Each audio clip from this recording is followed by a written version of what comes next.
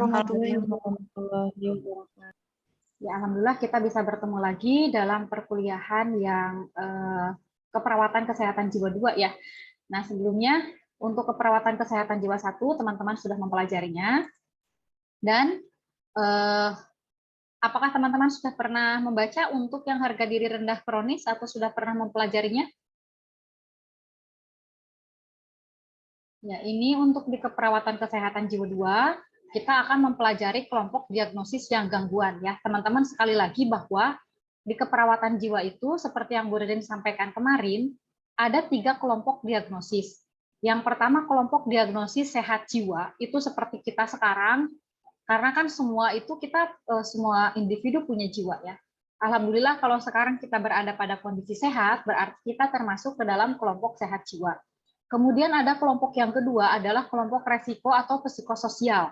Jadi kalau mendengar istilah orang dengan masalah psikososial, berarti itu adalah orang dengan masalah tengah di kesehatan jiwa, itu berada di posisi tengah antara gangguan dan sehat. Dan yang ketiga, kondisi yang sifatnya kita harus memberikan tindakan kuratif atau bersifat bukan pencegahan ya, tapi pengobatan.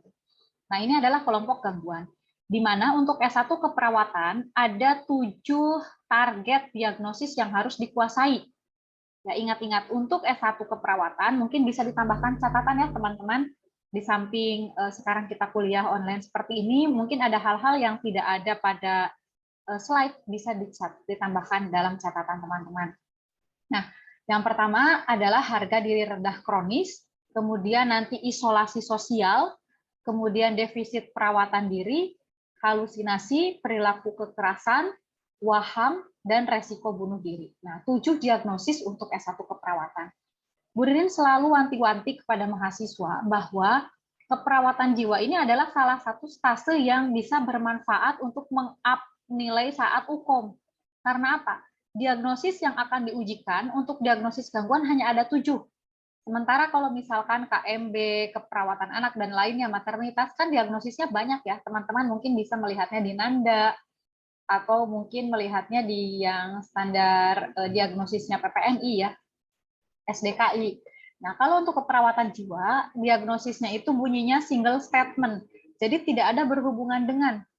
Sekali lagi ya, Bu Ririn tegaskan tidak ada berhubungan dengan. Bunyi diagnosisnya hanya harga diri rendah kronis, titik. Teman-teman flashback lagi, pernah mempelajari yang namanya harga diri rendah situasional. Kalau ini adalah harga diri rendah kronis. Nah, yang namanya kronis itu lebih dari 6 bulan yang lalu. Artinya kondisi harga diri rendah ini dialami oleh individu tersebut menetap lebih dari 6 bulan yang lalu. Biasanya masalah kesehatan jiwa, seseorang yang sampai mengalami kondisi gangguan biasanya dimulai dengan adanya harga diri rendah kronis. Nanti harapannya setelah teman-teman mempelajari mengikuti pertemuan ini, diharapkan dapat mendemonstrasikan proses keperawatan atau asuhan keperawatan pada pasien dengan harga diri rendah kronis. Nah, sebelumnya kita harus lihat dulu ya konsep diri. Konsep diri ini sesuatu yang dibangun tidak dalam waktu singkat. Misalkan sekarang, ayo kamu harus jadi orang yang percaya diri, harus menjadi orang positif. Tidak bisa ya. Tidak bisa secara instan didapatkan. Ini merupakan proses akumulasi dari sejak kita kecil sampai dengan sekarang. Jadi menurut Harlock, konsep diri itu gambaran yang dimiliki seseorang. Ya, jadi cara kita sendiri dalam menilai diri kita. Nah, konsep diri itu kan ada 5 ya, Bu Ririn flashback saja. Ini sudah teman-teman pelajari mungkin di keperawatan dasar ya. Ini pun dipelajari. Yang pertama ada citra tubuh. Kalau citra tubuh lebih ke arah bentuk fisik ya. Bentuk, ukuran, fungsi fisik organ tubuh kita. Kemudian peran diri, harga diri, identitas, dan ideal diri. Nah, diagnosis ini individu terganggu pada aspek ini, harga diri, ya, pada harga dirinya. Jadi salah satu bagian dari konsep diri. Nah, kita lihat bahwa konsep diri itu bukan sesuatu yang didapat secara instan, tadi Bu Ririn sampaikan. Nah, tetapi juga bukan merupakan bawaan lahir atau genetik, dalam arti kalau ibu saya pemalu, Bu, saya pun pasti menjadi seorang yang pemalu. Bukan, itu bukan karena genetik, tetapi karena kita mempelajari. Nah, berkembang semenjak bayi, pertama dimulai dengan membedakan dirinya dengan orang lain. Jadi bayi mengidentifikasi dirinya, makanya pada perkembangan bayi itu kan salah satu cara menstimulasinya adalah dengan mengajak bayi melihat dirinya di cermin, biar dia mengidentifikasi dirinya. Kemudian boundaries diri didapat oleh bayi melalui proses eksplorasi.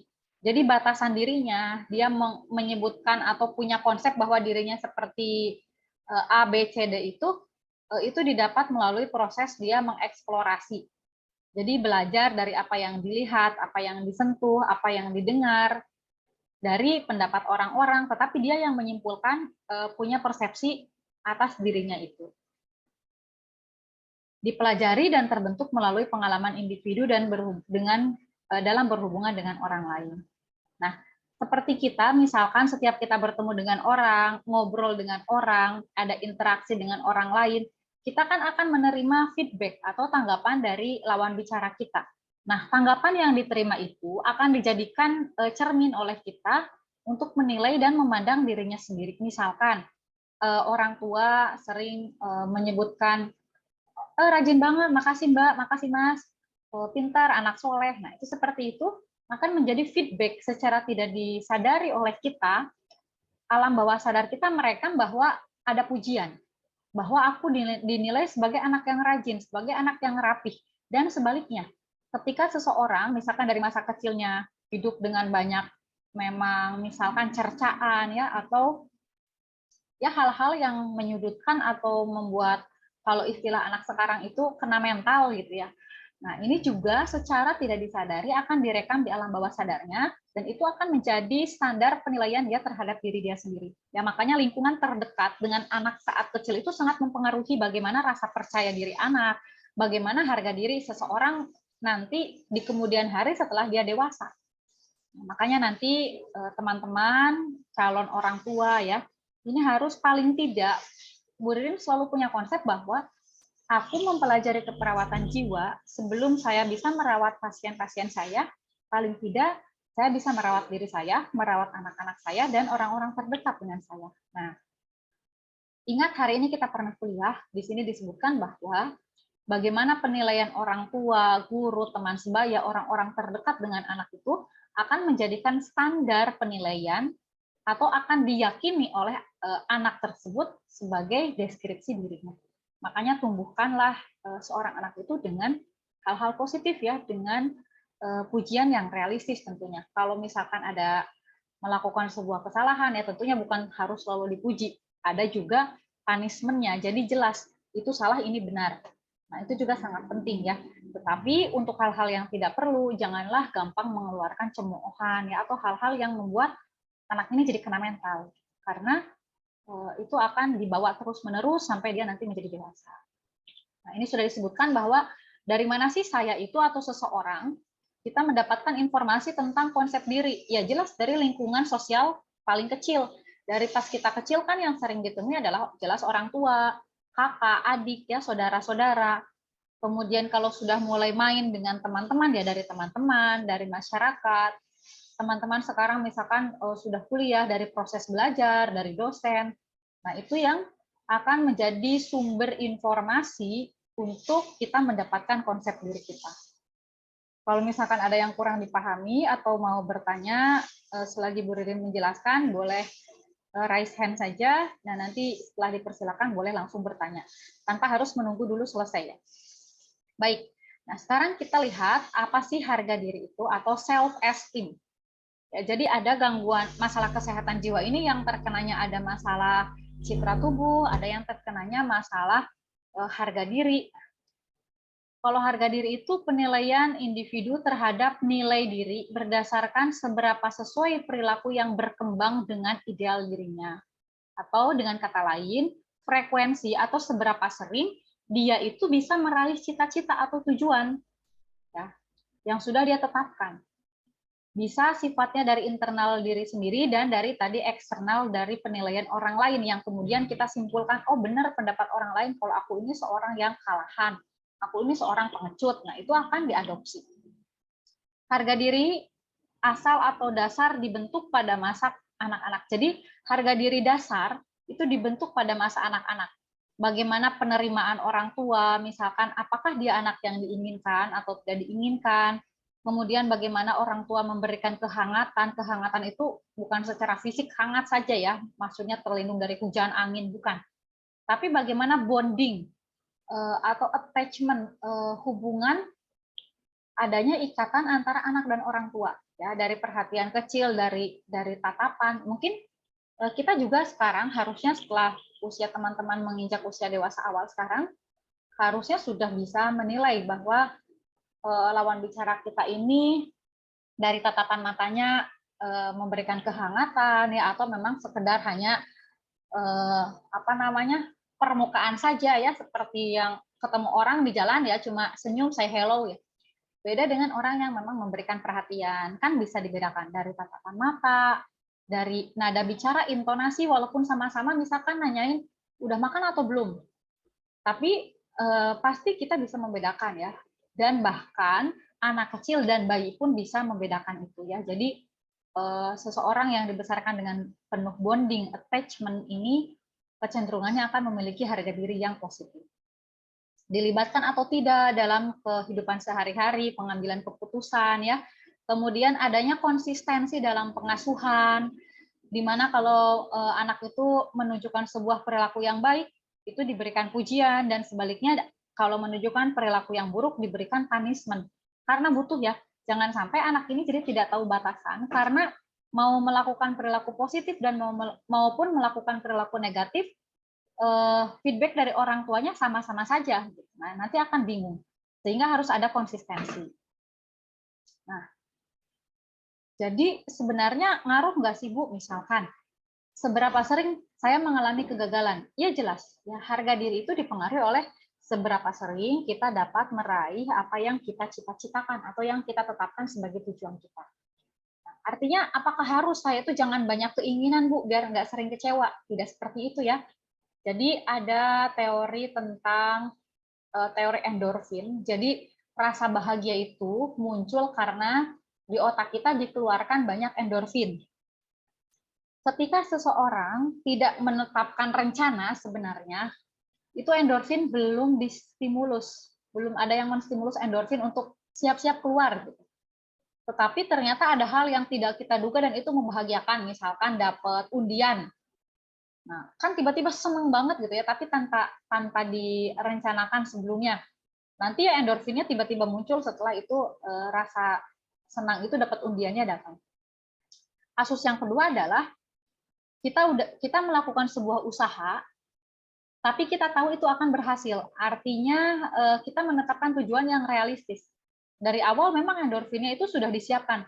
Endorfin siap-siap kamu keluar ya, karena sebentar lagi akan ada hal yang menyenangkan. Misalkan kalian mengerjakan skripsi dengan rajin karena tahu bulan depan akan wisuda. Siap-siap nih mau wisuda bulan depan. Pas wisuda, ya sekarang kan endorfinnya udah mulai disiapkan mau keluar. Nanti pas mau wisuda, beneran dikeluarkan, ada rasa bahagia. Nah, kecewa itu timbul saat kita menetapkan target yang sangat tinggi sekali, itu endorfin udah dipanggil tuh, kalian siap-siap ya, jumlahnya udah banyak banget. Siap-siap nih, mau dikeluarkan. Ternyata itu tidak tercapai. Nah, ini si endorfin yang tadi udah disiapkan dan akhirnya tidak jadi dikeluarkan, ini yang akhirnya menimbulkan rasa kecewa. Ya, semakin banyak endorfin yang udah disiapkan dan itu nggak jadi keluar, itu akan semakin besar rasa kecewanya. Nah, oleh karena itu, sebenarnya bukan artinya kita tidak boleh punya cita-cita atau tujuan, justru harus.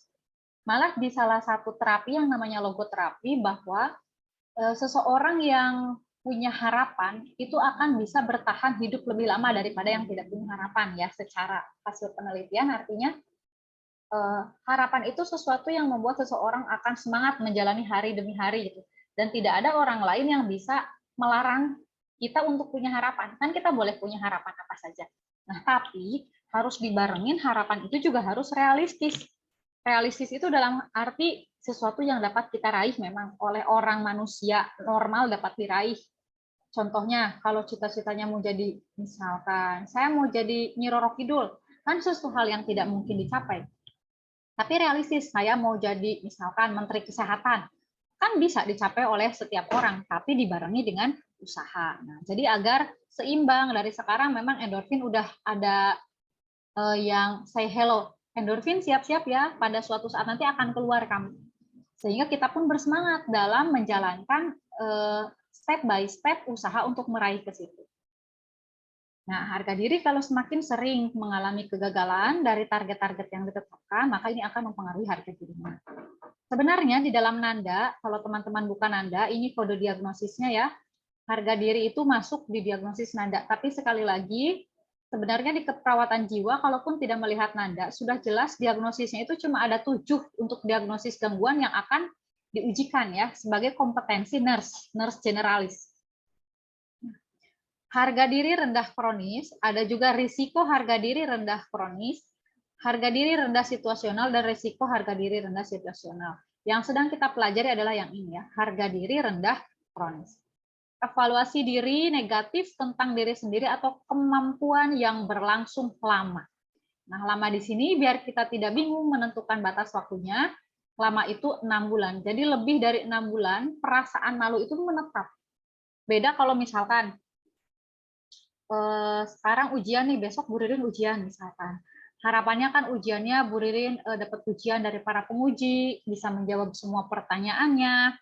Ternyata besok saat Bu Ririn ujian, Bu Ririn nggak bisa jawab satupun pertanyaannya. Dari penguji juga mengatakan skripsinya masih kurang baik, banyak kekurangan, ini itu. Nah, Bu Ririn malu misalkan, saat itu malu, nilainya dilalah dapatnya C misalkan. Itu wajar nggak? Wajar, ya justru normal harus punya rasa seperti itu. Itu namanya harga diri rendah situasional, karena ada sebuah kejadian, situasi yang menyebabkan Bu Ririn merasa malu.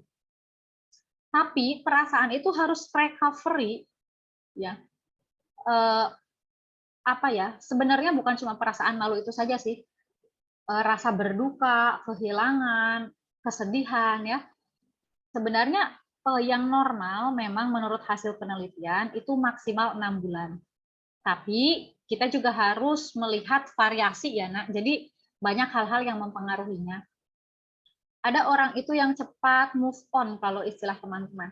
Ada orang yang cepat move on, ada orang kok ya udah sebulan 2 bulan diputusin pacarnya kok masih saja seperti itu, sedih gitu ya. Masih baper, nggak mau bertemu. Itu setiap orang punya variasi masing-masing. Dan kita juga sebagai perawat kan di awal, di semester 1 sudah disebutkan bahwa individu atau manusia itu unik. Ya, jadi kita tidak bisa menuntut si A dengan si B memiliki kecepatan yang sama dalam hal move on ya. Walaupun kasusnya sama-sama mendapatkan nilai skripsi C misalkan. Ya, kita juga jangan stres karena misalkan teman aku udah biasa aja kok aku masih sedih. Ya, take your time. Jadi setiap orang itu punya kecepatan move on yang berbeda. Tetapi paling tidak sebenarnya jangan sampai lebih dari 6 bulan. Karena kalau lebih dari 6 bulan nggak move on itu artinya itu sudah masuk ke kondisi kronis. Ya, jadi jatuhlah ke kondisi harga diri rendah kronis. Kalau sudah masuk ke kondisi harga diri rendah kronis, kecenderungan selanjutnya apa? Dia akan membatasi diri dari kehidupan sosial. Malas bertemu dengan orang, maunya menyendiri, nangis terus. Kalau sudah seperti itu, nggak ngobrol sama orang lain, akhirnya dia akan ngobrol dengan diri sendiri. Udah ngobrol dengan diri sendiri, lama-lama dia kebingungan membedakan ini kan seperti self talk gitu ya. Jadi misalkan Bu Ririn ngomong sama diri sendiri. Aduh enak ya kalau misalkan skripsinya kemarin itu lancar, dapat nilai A, nanti pas sudah duduk di depan, oh ya enak banget tuh nanti orang tuaku bangga sama aku. Itu kan pembicaraan dengan diri sendiri. Tetapi kalau kita orang yang sehat jiwa, kita kan bisa membedakan mana obrolan dengan diri sendiri dan mana obrolan yang itu suara dari orang lain. Nah, pada kondisi kronis, ini sering mulai muncul kebingungan. Yang tadi ngobrol sama aku tuh siapa sih? Ada suara ya memang ya. Jadi kemungkinan akan mengalami halusinasi.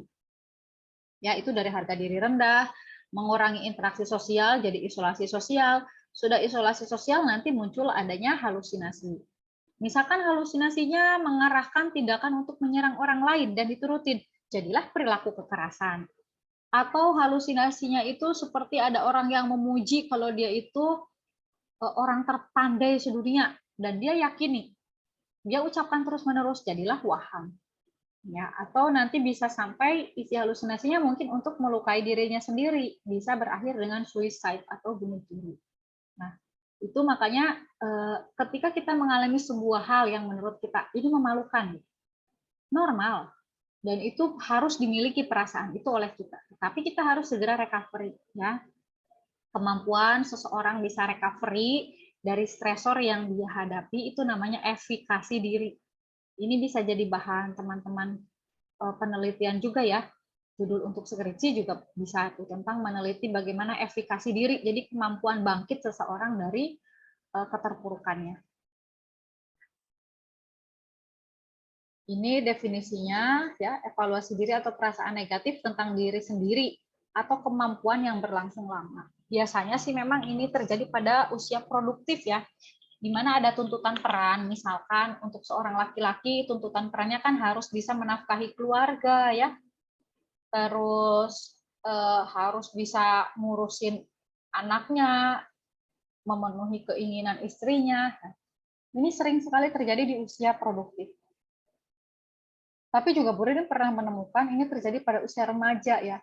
Jadi dia ingin sekali masuk ke perguruan tinggi negeri sesuai cita-citanya dari dulu, ternyata nggak masuk-masuk, sudah coba tes beberapa kali. Akhirnya dia merasa malu, yang itu perasaan malunya itu menetap. Jadi merasa nggak bisa ngapa-ngapain. Orang lain sepertinya menilai ke aku itu orang yang tidak berguna ya. Aku juga tidak bisa menjalankan peran aku. Ciri khasnya kalau teman-teman bertemu dengan pasien, ada pernyataan mengkritik diri sendiri. Misalkan, aku kan bego Bu, aku gak bisa ngapa-ngapain, aku bodoh banget Bu, aku malu, aku gak bisa ini itu. Itu merupakan data mayor bahwa pasien mengalami harga diri rendah kronis. Nah, nanti yang agak sulit membedakan kan harga diri rendah kronis itu dengan isolasi sosial ya. Karena isolasi sosial juga itu gejalanya mirip-mirip. Tatapan matanya kurang, seringnya menunduk ke bawah ya. Terus inginnya menyendiri, nggak mau mengikuti kegiatan di ruangan. Disuruh ayo gabung ikut kegiatan apa, dia biasanya menolak ya.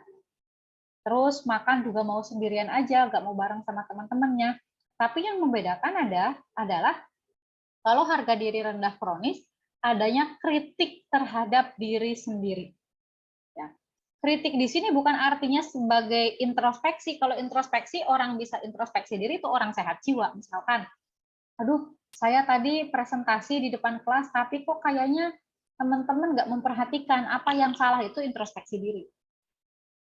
Tapi kalau misalkan udah presentasi ke depan, misalkan teman-temannya kurang memperhatikan, terus dia malah merasa aku malu, aku nggak mau lagi presentasi, aku memang nggak bisa ngapa-ngapain, tidak dibarengi dengan usaha untuk memperbaikinya.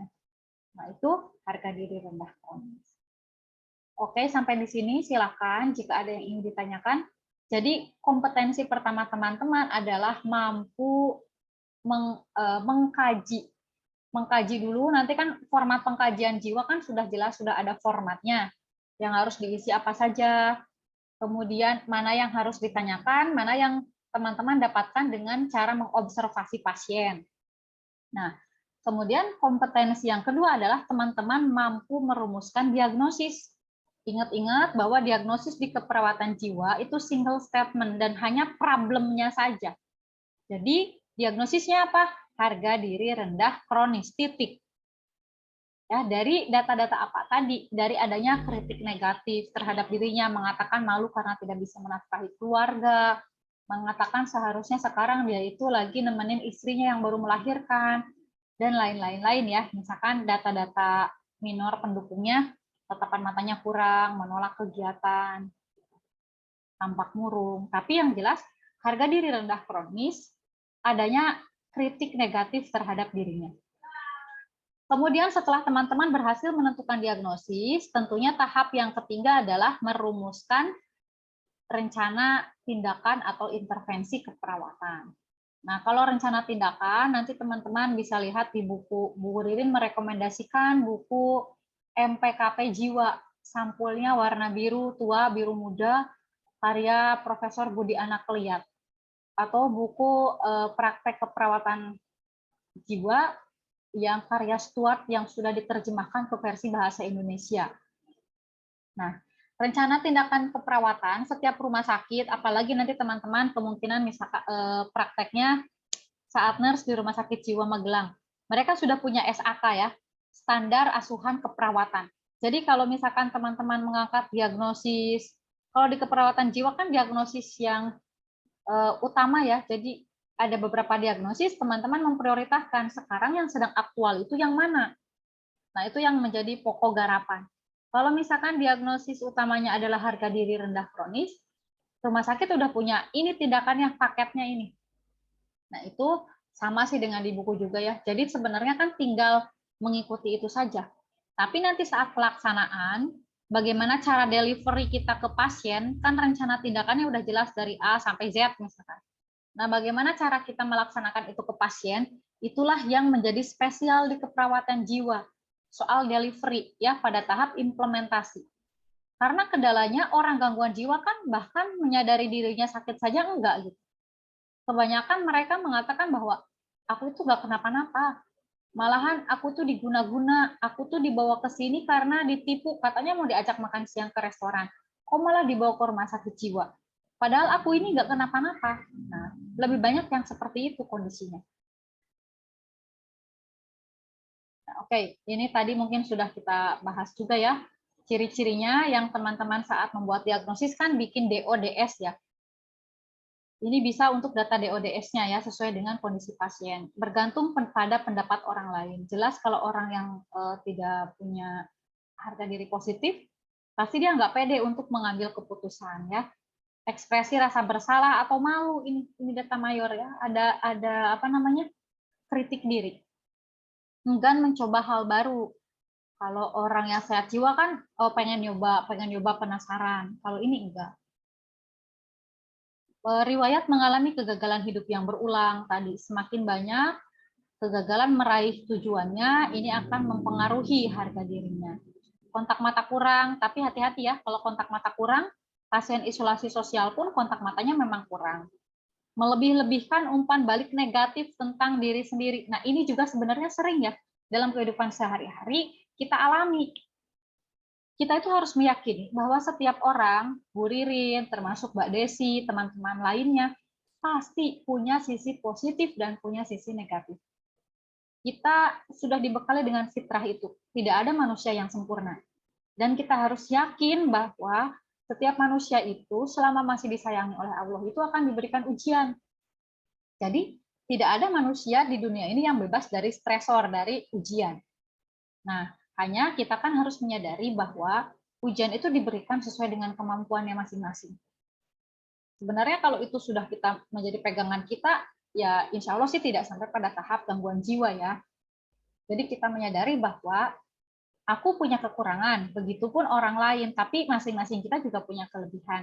Jangan sampai ketika ada hal kekurangan kita di situ terlihat, kita melupakan sebenarnya kita pun punya hal positif.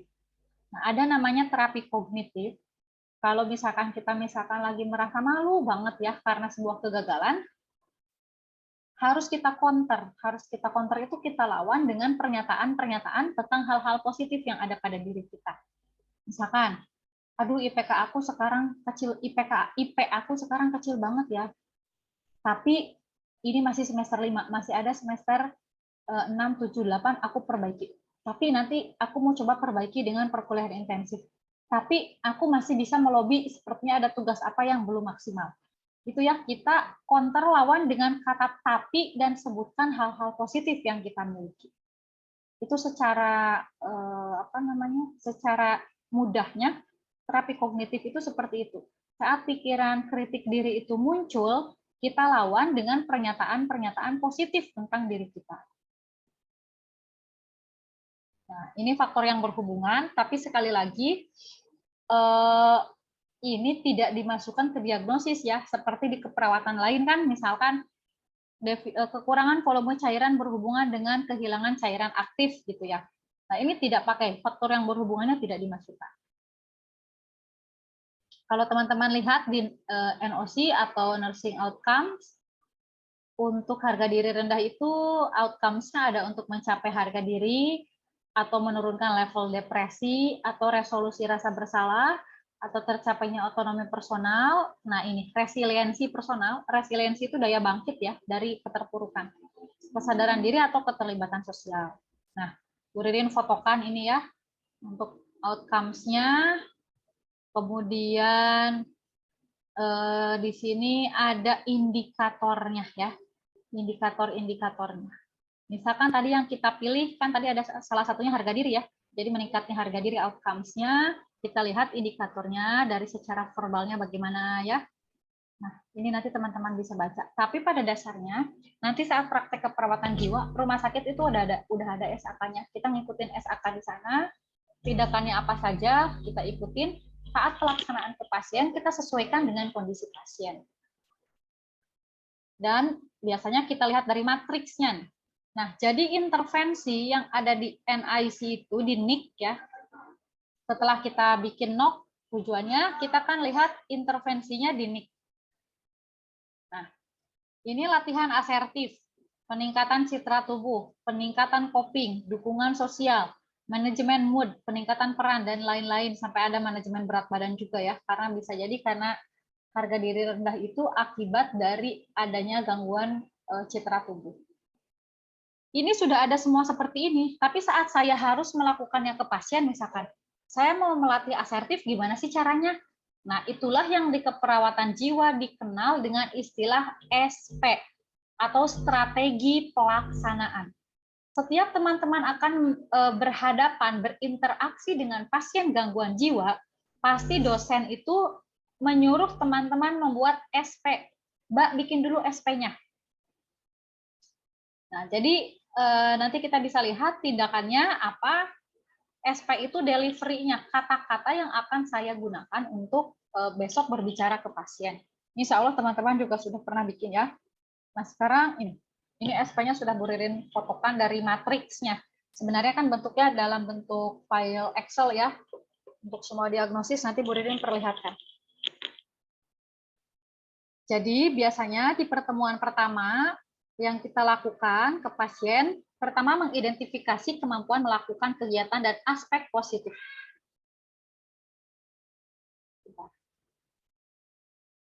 Ya.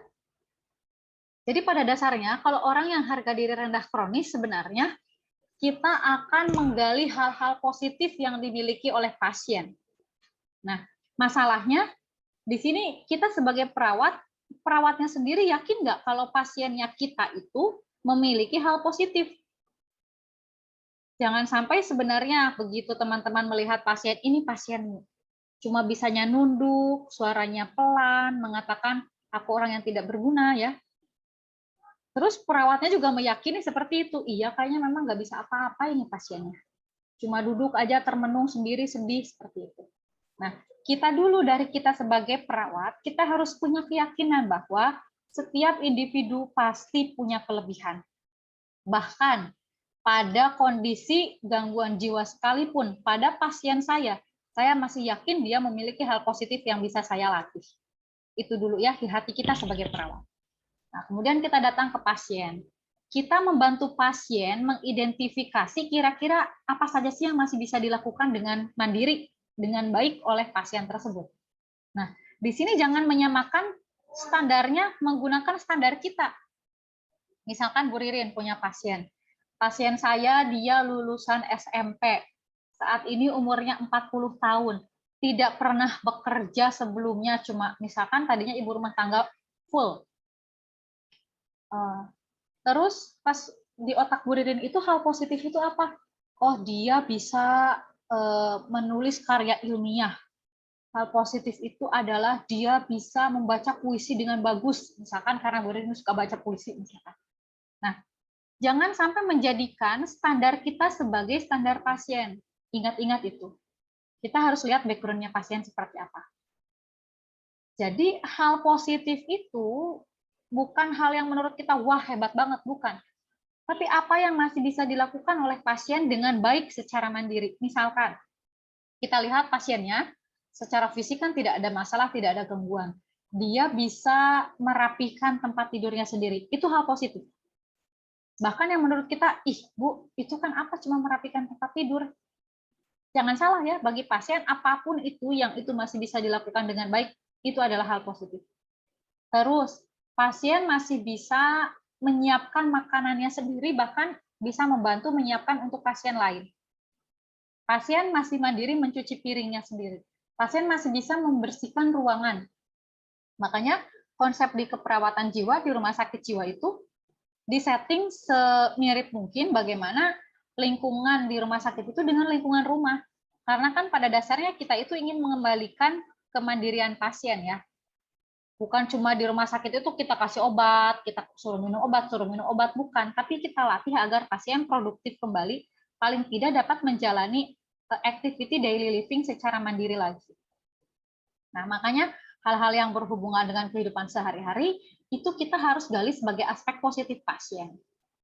Tapi juga jangan sebaliknya, karena Bu Ririn sebagai perawat melihat pasien biasanya hal positifnya ya itu aja, nyapu, ngepel, bersihin rapihkan tempat tidur, bikin minuman sendiri gitu. Akhirnya saya pukul rata semua pasien seperti itu. Padahal pada suatu saat misalkan Bu Ririn bertemu dengan pasien lulusan S3, beliau misalkan seorang jaksa tadinya, pernah Bu Ririn menemukan pasien begitu ya. Beliau seorang jaksa lulusan S3, di rumah sakit sama Bu Ririn disuruh, ayo Pak, nyapu Pak, tolong disapu ini Pak, bagus Bapak bisa nyapu. Nah, jadi yang dikatakan itu adalah hal positif juga sesuai dengan standarnya pasien menurut persepsi pasien. Makanya ini bukan kita yang menyebutkan, oh Ibu, Bu Ina hal positifnya itu bisa nyapu, bisa nyuci piring, bisa apa-apa, bukan. Tapi kita bantu mengidentifikasi. Baik Bu Ina, nah saya itu yakin Bu, setiap orang itu punya hal positif ya pada dirinya. Begitupun dengan Bu Ina, saya melihat banyak hal yang bisa Bu Ina lakukan di sini dengan baik. Nah, menurut Bu Ina apa saja Bu yang bisa Ibu lakukan dengan baik di sini? Biarkan pasien yang menemukan, kita cuma membantu mengarahkan. Kalau pasien itu benar-benar nggak ada, saya nggak tahu bisa apa, nggak bisa apa-apa lah Bu. Ini contohnya kemarin Bu Ina bisa membantu temannya, bisa membantu Bu Tini kemarin merapikan tempat tidur. Oh iya, gitu. Oke, berarti Ibu bisa merapikan tempat tidur. Apalagi ya Bu? Oh, kemarin pas nyuci piring, Ibu siapa yang mencuci piring? Saya sendiri. Nah, berarti Ibu masih bisa mencuci piring. Gitu ya. Jadi di tahap poin 1 ini, di pertemuan pertama di poin yang 1, kita membantu mengidentifikasi dan ditulis ya. Ditulis di kertas sebanyak mungkin, jangan cuma 1. Oh, Ibu masih bisa cuci piring ya? Oh ya udah, itu aja. Enggak, gali sebanyak-banyaknya. Kita buatkan listnya. Jadi kita di kertas kosong ini punya list daftar kemampuan positif diri Bu Ina. Misalkan ada 10 tuh, dapat 10. Yang kedua adalah kita bantu pasien menilai kegiatan yang dapat dilakukan saat ini. Karena kan kondisinya settingannya kita di rumah sakit jiwa. Mungkin si ibu ini pintar menjahit, tapi di rumah sakit jiwa nggak ada mesin jahitnya gitu ya. Juga tidak diperkenankan misalkan ada benda tajam boleh dipegang pasien, jarum, gunting, dan lain-lain karena alasan keamanan. Nah, berarti kan tidak semuanya Bu bisa kita lakukan di sini ya. Nah, sekarang kita tandai dulu mana aja sih yang bisa dilakukan di sini, itu menilai yang ini ya, tahap menilai. Selanjutnya dari 10, tadi kan di fase 1 ada 10 kemampuan yang didapat. Pas dinilai ternyata cuma ada 5 yang bisa dilatih rumah sakit. Tahap ketiga sekarang yang akan kita latih mana dulu Bu dari 5 itu? Yang ini dulu ya Bu ya. Oke, yang ini besok, yang ini lusa, yang ini besoknya lagi. Habis itu dilatih satu persatu. Ya, jadi enggak misalkan, oh Ibu masih bisa mencuci piring sendiri ya? Oh ya udah, bukan seperti itu, tapi kita latih, oh ya Bu, coba Ibu ajarkan ke saya, Ibu jelaskan bagaimana cara mencuci piring yang baik, yang bersih. Nanti si ibunya mempraktekkan sambil ngejelasin. Nah, pentingnya setelah si ibu itu berhasil melakukan tindakan itu, yang penting adalah reinforcement positif. Bisa teman-teman tambahkan ya, reinforcement positif atau pujian yang realistis. Ya, jadi kan harga dirinya itu rendah. Sebenarnya yang dia butuhkan kan adalah penguatan bahwa aku masih memiliki hal positif. Aku masih bisa melakukan sesuatu yang berguna. Berikan di situ pujian. Ya, makanya menjadi perawat jiwa itu belajar kita juga memberikan pujian. Nah, pujian itu kan bukan sesuatu yang hanya kalimat kita ucapkan, Oh iya, bagus Ibu, Ibu udah pinter ya, bagus Bu, ekspresi kita datar. Ya, atau ya Bu, bagus Bu, sambil nggak kita lihat, sambil kita pegang HP. Bukan seperti itu ya. Bahkan sebenarnya bahasa nonverbal kita itu bisa lebih berbicara, bisa lebih menyampaikan maksud kita kepada lawan bicara kita.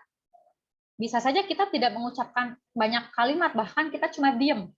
Nah, tapi diemnya kita itu kan bisa lebih bermakna dibanding bilang, aku marah, aku nggak suka, aku nggak setuju. Itu contohnya. Begitupun ke pasien, saat saya ingin menyampaikan bahwa aku memuji kamu. Ya. Jadi nggak cuma, oh bagus Bu, bagus. Tapi tunjukkan tatapan mata memuji, senyuman wajah yang memang kita muji. Oh, bagus banget Bu. Ya, Ibu bersih banget loh nyuci piringnya. Ya, bahkan kalau saya belum tentu loh sebersih Ibu dan bisa secepat itu nyuci piringnya. Setelah itu dimasukkan ke jadwal kegiatan harian ya untuk latihan.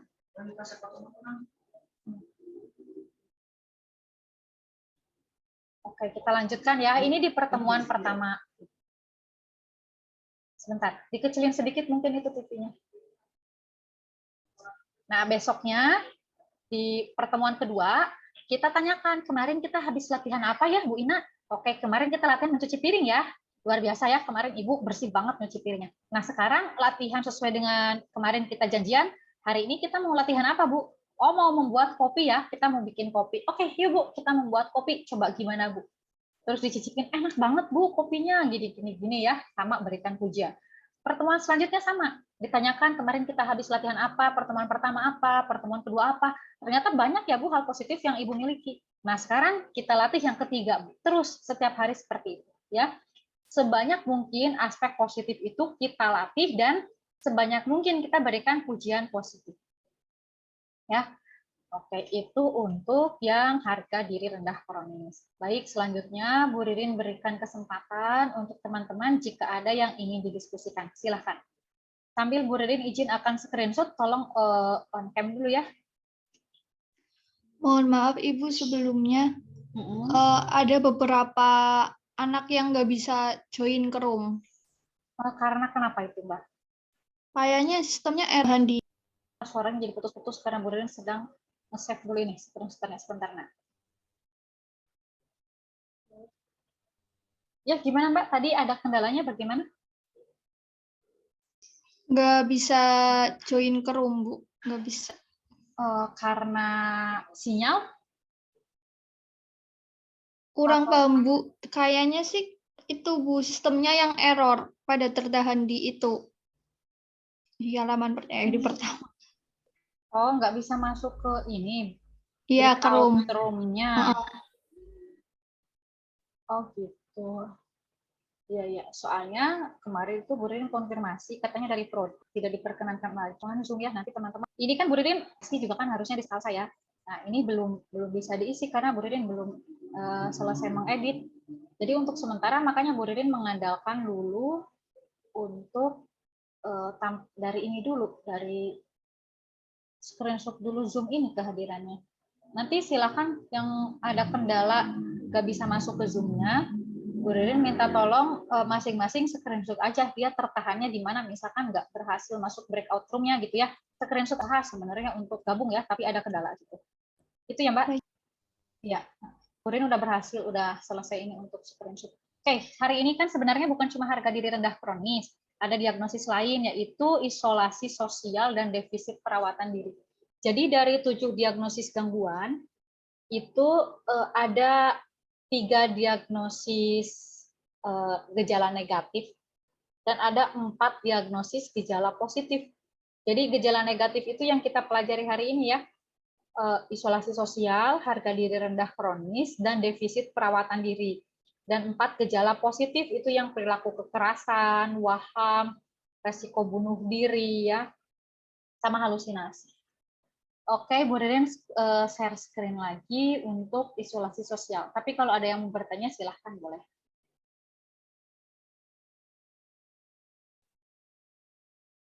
Kita sampai jam 12 ya. Nanti setelah ini Bu Ririn kirimkan ke Mbak Desi untuk RPP-nya ya, sementara ya, biar nanti bisa menghubungi dosen yang bersangkutan. Sudah muncul share screen-nya? Sudah, Ibu. Ya. Nah, selanjutnya untuk asuhan keperawatan pada pasien isolasi sosial ya. Jadi biasanya pasien-pasien isolasi sosial diawali dengan adanya tadi harga diri rendah kronis ya, merasa malu berkepanjangan sampai melebihi 6 bulan, perasaan malu itu menetap sampai akhirnya membatasi aktivitas sosialnya. Ya, ini pengertiannya. Keadaan di mana seorang individu mengalami penurunan atau bahkan sama sekali tidak mampu berinteraksi dengan orang lain di sekitarnya. Mungkin karena ada rasa penolakan ya, atau tidak diterima karena perbedaan bahasa, perbedaan kebiasaan, budaya, merasa kesepian, tidak mampu membina hubungan yang berarti dengan orang lain. Nah, jadi kan tahap sosialisasi itu berkembang sejak kita dari zaman bayi juga ya. Sosialisasi yang paling kecil itu adalah sosialisasi bayi itu sendiri dengan orang tua, terutama dengan ibu ya. Bagaimana si bayi ini mempelajari bahwa ada orang lain loh yang menginginkan berinteraksi dengan kita. Kemudian bagaimana respon dari orang tua itu terhadap bayi saat bayi menunjukkan aku punya kebutuhan. Kalau bayi kan mau lapar, mau haus, mau dia ngompol, mau dia pup, kan yang bisa dilakukan komunikasinya dengan cara menangis. Bagaimana kesigapan orang tua untuk memenuhi kebutuhan dasarnya saat dia bayi ini pun akan menjadi dasar atau fondasi bagaimana kemampuan sosialisasi seseorang di kemudian hari ya. Jadi sekali lagi masalah kesehatan jiwa ini bukan hal yang instan didapatkan saat ini, tapi juga sangat dipengaruhi oleh kehidupan sejak kita dilahirkan. Bahkan jauh semenjak kita dilahirkan ya, saat dalam kandungan, bagaimana pembentukan otak itu akan mempengaruhi karena kan kesehatan jiwa ini dikontrol oleh sistem saraf pusat ya, oleh otak. Nah, apakah ada infeksi, apakah nutrisinya tercukupi atau kurang,